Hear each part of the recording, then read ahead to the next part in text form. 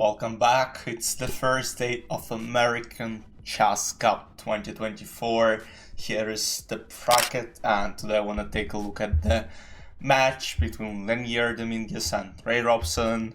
So the tournament has actually quite an interesting format. They're playing one classical game and one rapid game, and this happens twice. They play 2 games on day 1 and 2 games on day 2. And this is basically a tournament where if you lose the first game, you have an immediate opportunity to bounce back. And this match is really interesting. So Leinier is playing classical game with white pieces in the first game. Najdorf is played by Robson. Very classical setup so far. And at this moment, Rook G1 is played. And according to various resources, that's a novelty, and the idea of this novelty is quite simple: is to push G4 at some point, because this bishop on F5 is not really good, and G4 is being threatened to push this bishop. Knight D7, castle, Rook C8, attacking pawn on C2, bishop D3, just trade off these bishops of the board, and here G4. So Leinier is trying to open up G-file, and I was actually analyzing it myself, and I was looking at some lines like H takes G4, Queen F5. I know it doesn't work as, let's say, G6, but there is a beautiful line after, let's say, G takes F6, boom, King G7, boom, and like King H8, Queen H5, and basically black have to play Bishop G5, and after Bishop G5, the position is obviously like lost. White up a piece, this king is in the middle of action, and of course black won't survive, so H takes G4, H3. So this is a move I didn't even consider when seeing the position at first, because yeah, again, the idea is very simple. If G takes F3 or something, G-file is open and there is some Bishop H6, Bishop F6, Queen F3, and white have a huge initiative, because all our pieces are watching towards the king. So Ray is playing G3. It still looks like the position is going to be open, and white have threats on G-file, but after, I really like how Ray played this position. He played Rook F7, protected G7 pawn, and now he played E4, which computer thinks is a mistake because there is Queen F3 move. But from practical standpoint, E4 frees space for the knight on D7. Knight is going to E5. Takes, knight E5, Queen E2, Bishop G5, and at this point I was like, there is no way Ray is any worse, because he has this beautiful knight on E5, which is just protecting everything, and there are also opportunities of Queen B6, Knight D3, F3, F2. So I was like, if white are very careless, they might lose the game really quick. But it's Leinier Dominguez, one of the best grandmasters in the whole world. He just, yeah, here Rook A4 is played, which is a blunder according to computers, though I don't think it is a big of a blunder, because what computer says is just something absolutely ridiculous, Queen B4.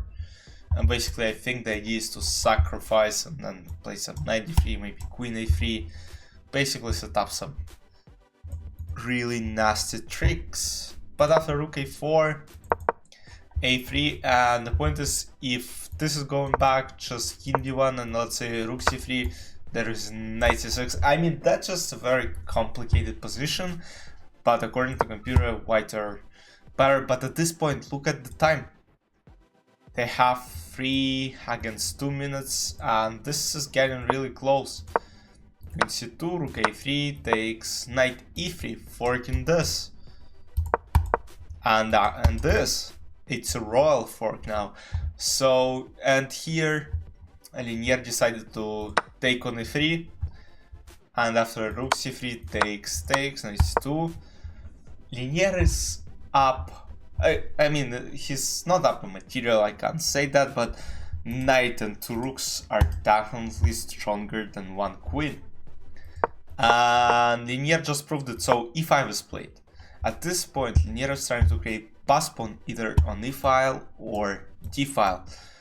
g6, rook g1, again, pinning this, so this can be taken, and again, d takes e5, there's just rook g6, and the position is just winning after rook g3, and let's say e4, there is rook h5 checkmate.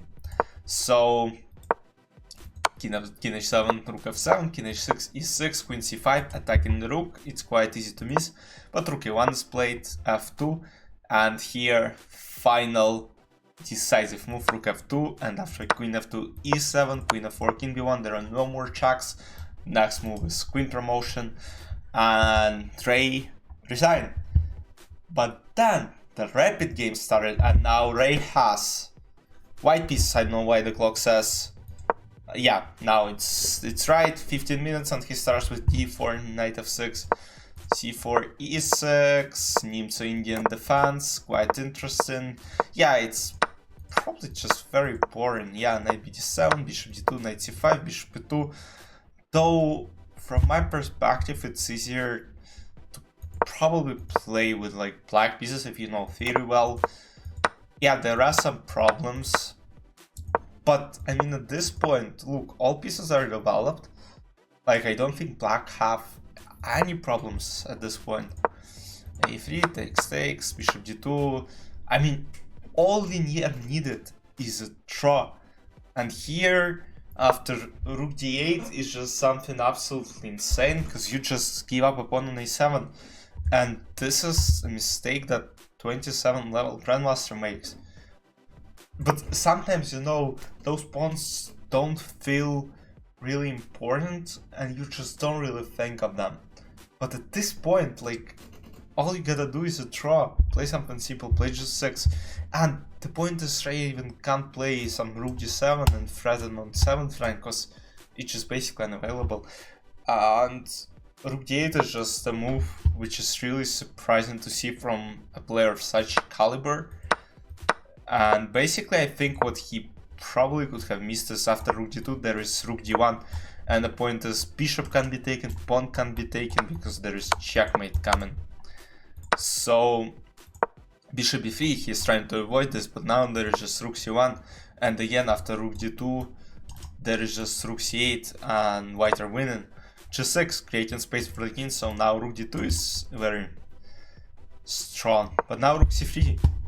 And here Leinier should have gone for rook d2, but again, even here, like this position, I would say is better for white, though it's not that clear yet. Like, computer doesn't give huge advantage, but I mean, these two pass pawns on queen side, white should probably win, especially in the rapid game, though it wouldn't be very clear. Bishop e6, rook d3, trying to trade the rooks off the board, rook e8, queen f1. Bishop c4, rook d2, takes, and now we're going to the endgame.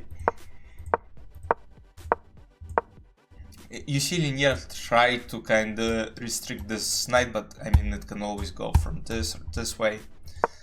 Rook d2, rook c5, b4, rook e5, rook d5, rook d2, rook e5, king f2, knight d5, knight c8. Now knight is going back. And basically Ray is up a pawn and his position is winning.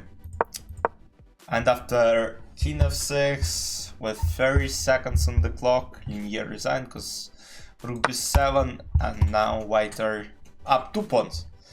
And this king can't go anywhere because if it goes forward, rook f7, third pawn, and white won and came back. So in another rounds, let's Sam 7 and Levon Aranian made 2 draws today, so tomorrow gonna be an interesting day. Fabiana, as a top seed of the tournament, is the main favorite, as Hikaru is not playing. He's getting prepared for the candidates. Yeah, Fabiana won 2 first games against Grigoria Parin. Wesley Saw leads 1.5 to 1.5 point against Samuel Shankland. And this matchup is the most interesting so far. the players won against each other, and tomorrow is the second day, and I'll see you in the next recap. I hope you enjoyed. Bye bye.